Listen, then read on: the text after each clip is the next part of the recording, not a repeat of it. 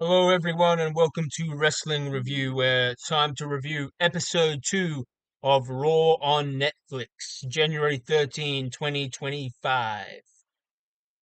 So we're here the show opens with a shot of the SAT Center, the SAT Center in San Jose, California. And man, this show opened with, I think, one of the most incredible shots I've ever seen on a WWE show. First of all, the camera, which is a drone, shows the center and it zooms in into the arena, which I'm not sure if I've ever seen that ever on a WWE program before. I think I might have seen something like that at WrestleMania 40. So the camera work has obviously changed with Vince McMahon gone from the WWE, and I don't know whether he'll be coming back. Vince McMahon obviously made a tweet saying that his legal uh, troubles are over, so we don't know if we'll see Vince McMahon back again. Anyway, this show briefly had a recap of last week's show, and you know, I'm okay with recaps. We obviously had recaps in the Attitude Era.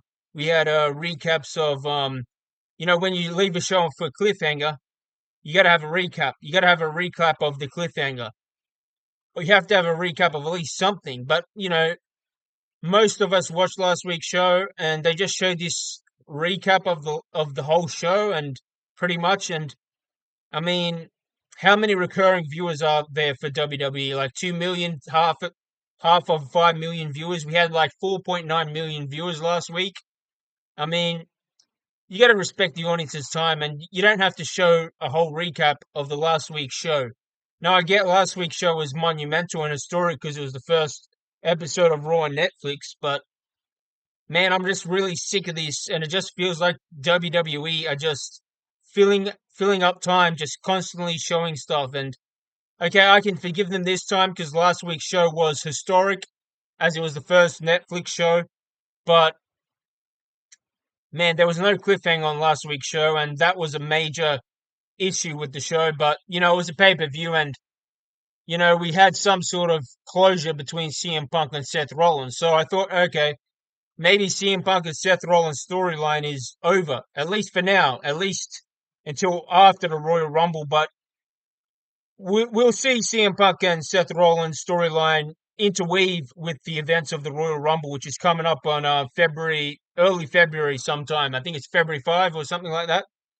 So anyway, I don't know if Nick Khan and Paul Levesque were listening to me last week, but it seems like they may have been listening to me because they did start the show off with the right guy. They had CM Punk come to the ring, who came out with a hero's ovation, kind of like how Stone Cold Steve Austin would start the show during the Attitude Era. And I said last week that that CM Punk was the next Stone Cold Steve Austin, and some people in the comments disagreed with that. Well, basically, I said that he should be booked like Stone Cold Steve Austin because he's got edge and he's got attitude, and he's the guy that the WWE needs right now to get eyeballs on the screen on Netflix. So anyway, they did start off with CM Punk, and he came out to the ring looking like a star, looking like a champion.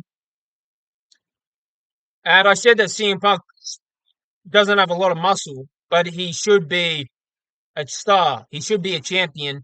I mean, he should be booked like a star, but he did seem to have some muscle in his chest and his shoulders, which is, I think, just as much or more muscle than he had 10 years ago. So, to all the people that say, hey, Stone Cold Steve Austin's got more muscle than CM Punk, therefore CM Punk should not be a star. Well, I disagree with that. I mean, CM Punk's not small. He's not tiny guy. He's not as jacked as Stone Cold Steve Austin was, but you know what? Personality matters more than charisma. Anyway, I'll get off the topic of Stone Cold Steve Austin because I've already made 2 videos comparing Stone Cold Steve Austin to CM Punk, and you can check those videos out in the description of the video. Anyway, CM Punk briefly acknowledges the fires, and he sends out support to the firefighters who are battling these fires in Los Angeles. And I kind of forgot that last week's Raw was in Los Angeles, and yeah, I kind of didn't realize, hey, that show still went ahead even though there were fires in Los Angeles. So that was a little bit surprising, but here we are in San Jose, California, and CM Punk acknowledges the crowd in San Jose. He says, "It's a great day to be alive in San Jose." So, yeah, it was a great day. CM Punk talks about his comeback to the WWE, talks about how he came back after 10 years, and last year his even though he was off for 10 years, his tricep gave out and it sent him back to the shelf, temporarily at least. He says that, you know, he beat Seth Rollins last week, and, you know, Seth Rollins is in the past. It's over. So, hit the music. Hit my music. And yeah, I thought maybe this will be over. Maybe this will be temporarily, the Seth Rollins CM Punk storyline will be temporarily over. And maybe he'll come back at WrestleMania for like a last man standing match at WrestleMania. But yeah, instead of CM Punk's music, Colder personality playing, Seth Rollins comes back into the sphere of the ring to face CM Punk. Burn it down. That's the music. And well, the crowd really loves Seth Rollins' music because they were singing the oh song. And it's a pretty catchy song, so I'll give WWE credit for bringing a song that sounds pretty unique and catchy to Seth Rollins to make him stand out a little bit. And I think the music of that music, I think it captures Seth Rollins' sassy attitude quite well because he does have a bit of a sassy attitude, CM Punk. I know that term sassy kind of means girly, but you know, he's kind of sassy in almost a comedic type way, just an undertoned comedic type way. So yeah, Seth Rollins is a character with depth, and it might not be obvious to everyone, but he has some depth to his character, and you believe what Seth Rollins says. Anyway, Seth Rollins says, "Hey, last week was the most disappointing loss of his life. He's lost WrestleMania matches, he's lost championship matters, but that loss against CM Punk was the most disappointing loss of Seth Rollins' life." And he says, "Hey, he takes a reference back to CM Punk's history. He says, you know, win, lose, or draw, I'm coming back to Raw next week," and he did come back to Raw, and was kind of referencing that, hey, when times get tough, Seth Rollins is there, no matter what, win, lose, or draw. He's there on Raw, kind of taking a dig at CM Punk, how CM Punk, when things get tough, he packs up his boots, his bags, and he leaves.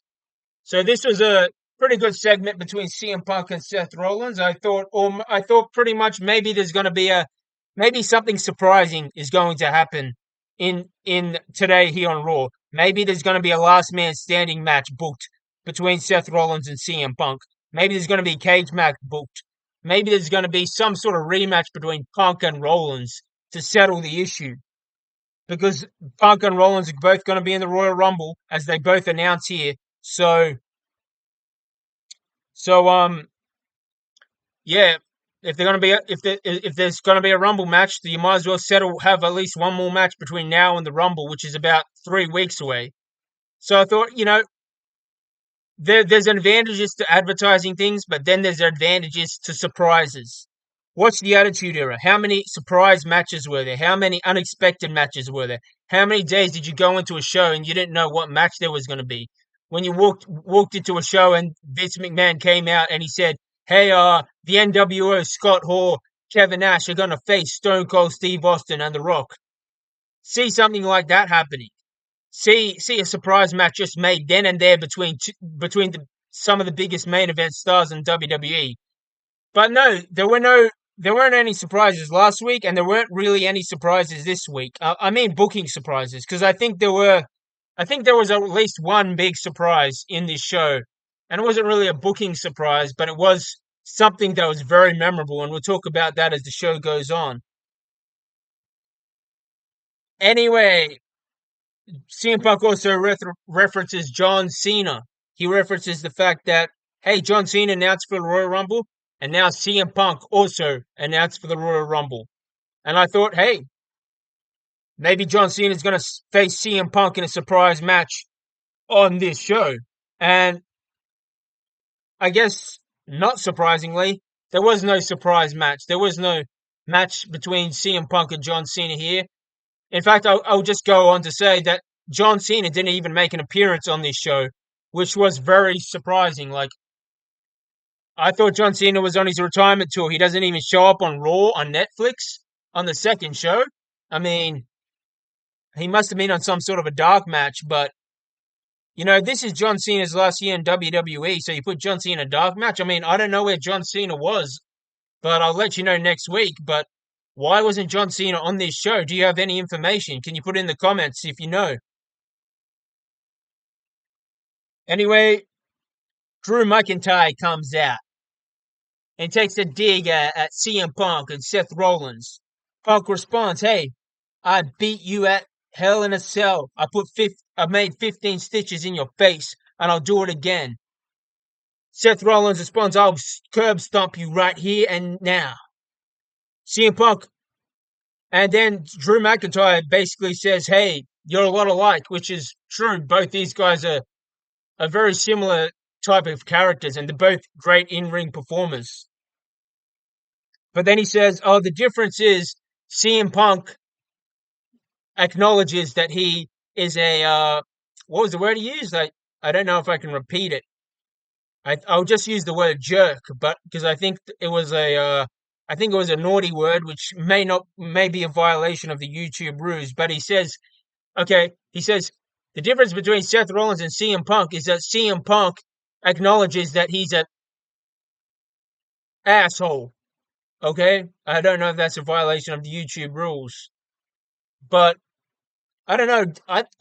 Did he mean Seth Rollins acknowledges he's an asshole? Because I don't know. I thought Drew McIntyre had more heat with CM Punk, so I don't know why he says that CM Punk acknowledges that he's an asshole. Like, does CM Punk acknowledge he's an asshole? Like, did I miss something? Because I don't recall CM Punk acknowledging that he was an asshole. If you have that clip of that or the interview where CM Punk acknowledges that he's an asshole, please put it in the comment section. Okay, so basically, CM Punk calls out Drew McIntyre to fight him tonight. Drew McIntyre heads to the ring, then he steps back and he says, "No, I'm going for the Royal Rumble." Seth Rollins says, "Hey, I'm going to flush CM." He says, "My redemption for my loss against CM Punk last week is flushing CM Punk's hopes to win the Royal Rumble down the toilet." So this was a very good opening segment between three of the biggest stars in the WWE. Three guys that have got character, they've got intensity, they've got believability, they've got conviction. Three of the best in-ring performers in the WWE. So this was a great segment to start the show, and it obviously addressed the major flaw of last week's show. Although last week's show had a lot of flaws, but the major flaw of last week's show is there was no storyline. There were no in-ring stories being told. There was a brief moment where John Cena comes out and says, "Hey, I'm declaring for the Royal Rumble.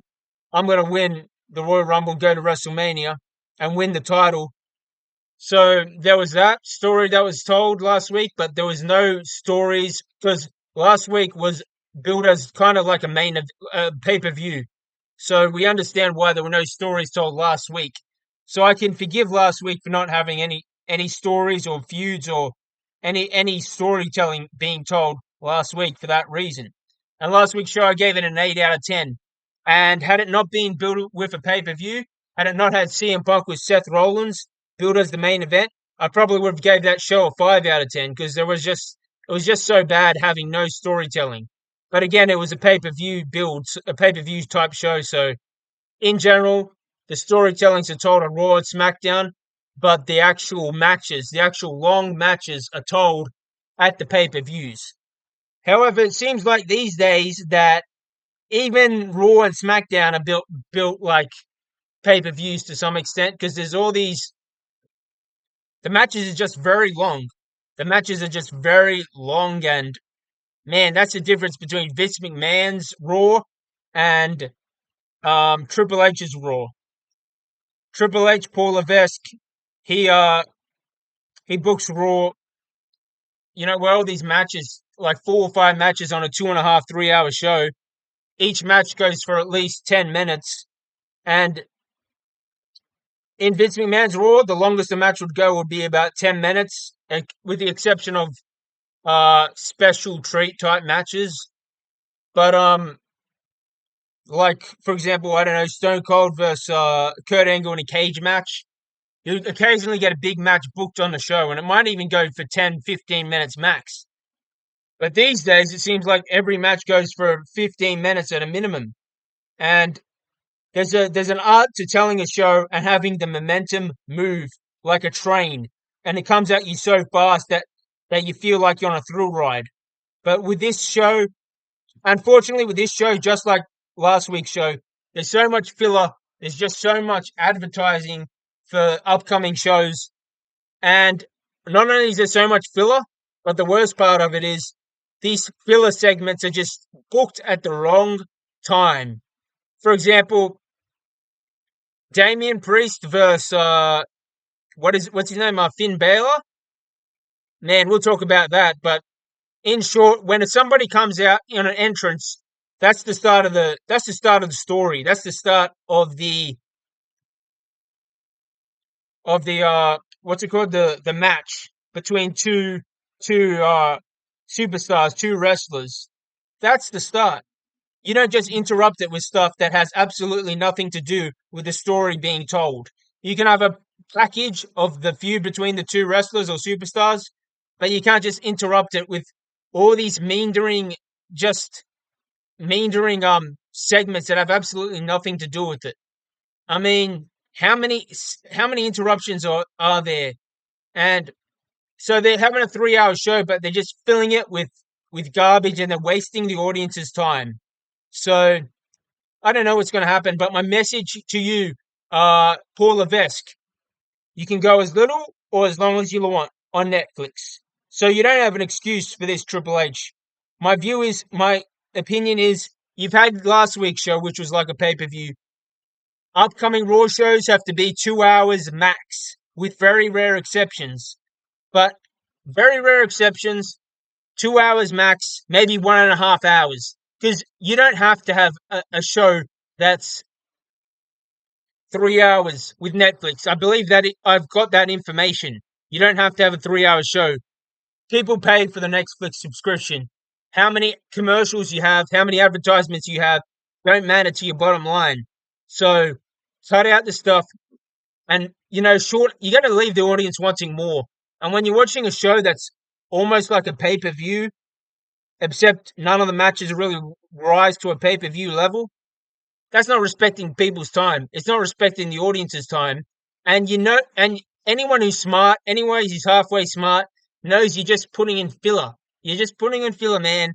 And you get people to watch the shows not by advertising the shows, not by constantly saying, oh, this is coming, this is coming, this is coming. You get people to watch the shows by building a story and making the experience of watching the show thrilling. And this is what I don't understand. WWE these days, it's built on TV ratings more so than people buying tickets. So you're advertising people to buy tickets constantly, yet the TV ratings are what matters to your bottom line more so than the tickets. Yet you're ruining the experience of the TV viewer by making a show 2-3 hours. I mean, how many people would watch Raw every week if it was only 90 minutes long? If it was 2 hours long max? But you're making a show 3 hours? I mean, how many full-time workers have the time to watch a 3 hour show? And hey, if it wasn't a slog fest, if it wasn't a bore to watch a 3 hour show, people would watch a 3 hour show. But you're clearly just milking the time, Triple H. You're milking the time. And your older fans, they know you're milking the time. So maybe your children who are 8 years old or 10 years old, it don't matter to them, Triple H. And they probably haven't seen what real professional wrestling looks like. They haven't seen the Attitude Era. So, okay, who are you advertising to, Triple H? who you advertising to, and I can tell you a lot of the crowd looks like adults, and I should really get the demographic data to find out who your audience is. Because if you're advertising to children, if you're advertising to sell tickets, okay, I can understand this stuff, man. I mean, children watch Bananas in Pajamas, they watch Sesame Street. So if you're a 6-year-old or 7-year-old boy, would you rather watch Sesame Street, or would you rather watch WWE Raw on Netflix with you know all these substandard uh I'm not even going to say substandard wrestling, because tonight's show was pretty good damn wrestling. Like, I'm not sure there was a single bad match on the show. In fact, I don't even know if there was a single bad segment on the show, at least between the talent, the wrestlers. But as far as the producers and the director of the show, man, you really need to fix something up, Triple H. There's all these filler, and there's all this poor editing, switching from segment to segment, and not just switching from segment to segment. In the middle of a segment, in the middle of in the middle of the main event, you have Damian Priest come out, and then you switch to, like, I think it was 2 or 3 segments after his entrance ends that have absolutely nothing to do with the match. I mean, is that what you treat a star like Damian Priest like? Is that how you treat Damian Priest? And is that how you treat your main event, which was built up and booked as the main event ever since at least last week? Okay, so at the end of this segment between CM Punk, Seth Rollins, and Drew McIntyre, now we have a little announcement. Michael Cole announces Drew McIntyre versus Seth Rollins for next week on Raw, and that's a match I'm definitely looking forward to. I am definitely impressed by Seth Rollins. I am definitely impressed by Drew McIntyre. And man, I'm definitely looking forward to that match, and I'm guessing CM Punk's probably going to get involved in that match somehow. Or maybe CM Punk might have some sort of interaction with John Cena.